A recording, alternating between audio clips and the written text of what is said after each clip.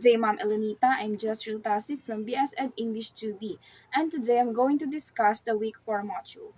So, number 1, what is genre? It is a category of artistic composition, as in music or literature, characterized by similarities in form, style, or subject matter. So, number 2, what are the 5 major genres of children's literature and explain? First is picture books. Picture books are usually written for very young children who are learning to read. These books include thickly constructed board books for very young children, concept books such as those that teach the alphabet, counting, or basic reading skills, and simple illustrated books that are read to children to expose them to the language and the art of reading. Next is traditional literature. Traditional literature for children varies widely and is perhaps the most loosely defined genre because the selections might overlap into the general fiction category.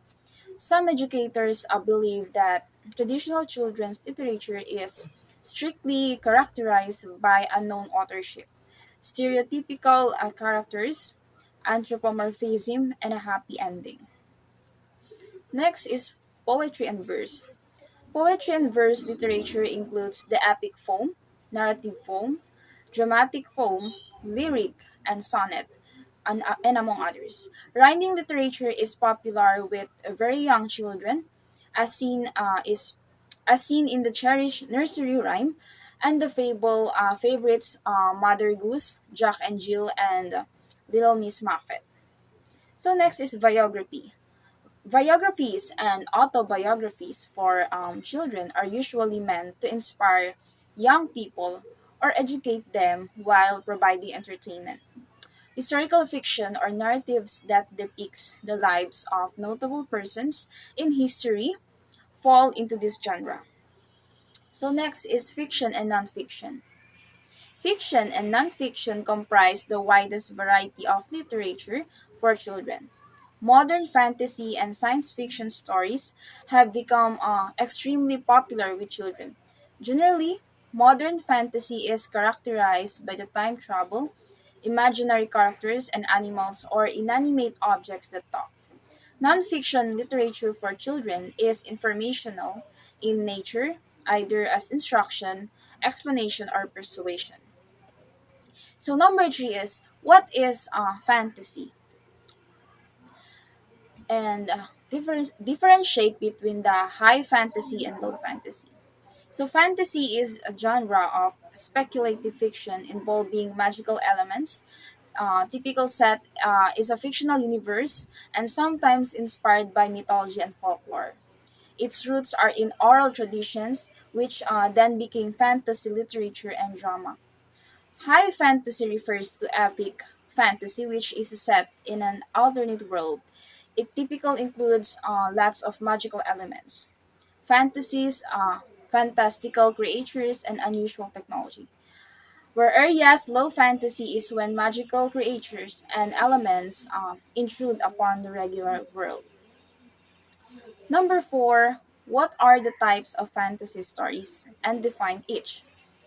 So number 1 is high or epic fantasy, set in magical environment that has its own rules and physical laws. These subgenres plots and themes have a grand scale and typical center on a single well-developed hero or a band of heroes. Next is low fantasy. It is a set in the real world. Low fantasy includes unexpected magical elements that shock characters, like the plastic figurines come to life in Lynn Reed, Banks the Indian, and the Cupboard 1980. Next is magical realism. While similar to low fantasy, magical realism characters accept fantastical elements like levitation and telekinesis as a normal part of their otherwise realistic world, as in Gabriel Garcia Marquez' classic 100 Years of Solitude, 1967. Next is sword and sorcery, a subset of high fantasy. It focuses on sword uh, wielding heroes, such as the titular barbarian in Robert E. Howard's Conan, fiction stories, as well as magic or witchcraft. Next is dark fantasy. Combining elements of fantasy and horror, its aims is to unnerve and frighten readers, like the gargantuan otherworldly monsters in H.P. Lovecraft's universe. Next is fables. Using personified animals and the supernatural, fables impart moral lessons, like the stories Aesop's fables and Arabian Nights. Next is fairy tales.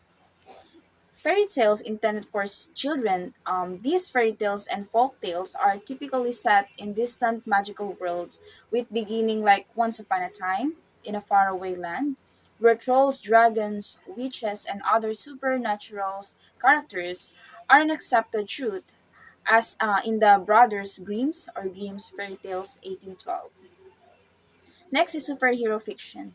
Unlike stories in which a hero acquires special abilities through scientific means, such as exposure to radiation, radiation. These protagonist powers are supernatural. Next is science fiction. It is a form of fiction that deals principally with the impact of actual or imagined science upon society or individuals. Next is historical fiction. It is a set in real place during a culturally recognizable time. The details and the action in the story can be a mix of actual events and ones from the author's imagination as they fill in the gaps. Number seven, what is realistic fiction? Realistic fiction creates imaginary characters and situations that depicts our world and society. It focuses on themes of growing up and confronting personal and social problems. Number eight, what are the types of realistic fiction? According to Tunnel 2016, subgenres within the realistic fiction genre includes animals, humor, mysteries, problems, novels, school and family novels, series books, sports, and survival and adventure. Number nine, what are nonfiction books? Nonfiction is any document or media content that attempts, in good faith, to convey information only about the real world rather than being grounded in imagination. So, common literary examples of nonfiction include expository, argumentative, functional, and opinion pieces, essays on art or literature biographies, journalism and historical, scientific, technical, or economic writings, including electronic ones. Other examples of nonfiction works is an academic paper. Number 10 is what are the types of multicultural literature? So, number one is African American. African Americans are an ethnic group consisting of Americans with partial or total ancestry from sub Saharan Africa. The term Africa American generally denotes descendants of enslaved Africans who are from the United States. Number two is Asian Pacific American.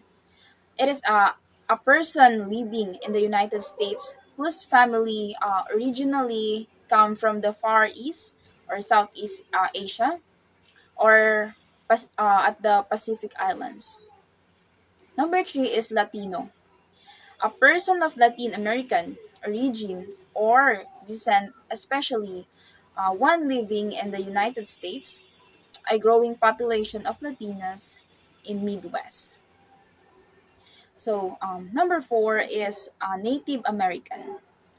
Native Americans are people from one of the many groups who were already living in North America before Europeans arrived, especially those groups in the continental United States. So, next is religious cultures.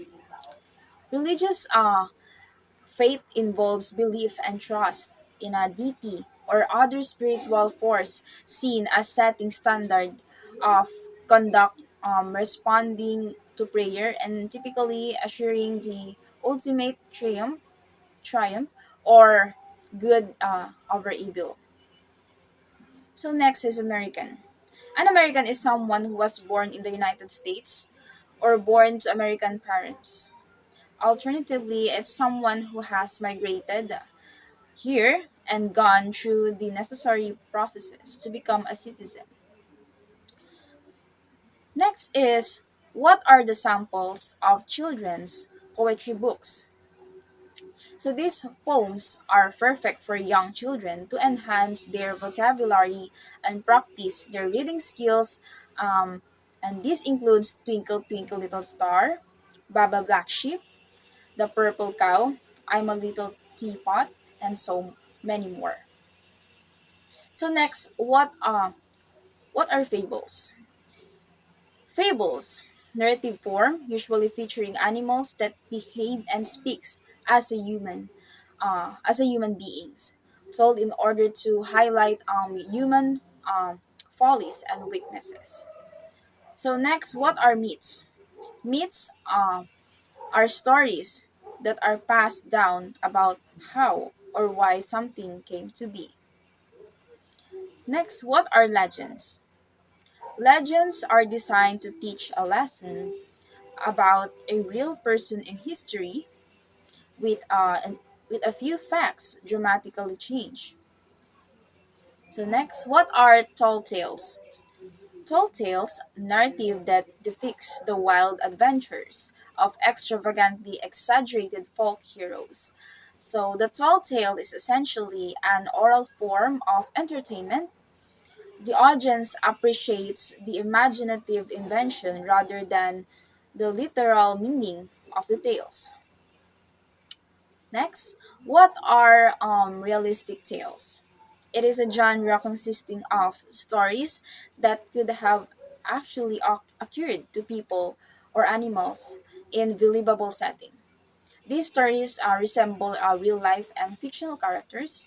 Within the stories, react similarly to real people. So next, what are folk tales? Folk tales are stories in the oral tradition or tales that people tell each other out, uh, out loud, rather than stories in written form. They are closely related to many storytelling traditions, including fables, myths, and fairy tales. So next, what are trickster tales?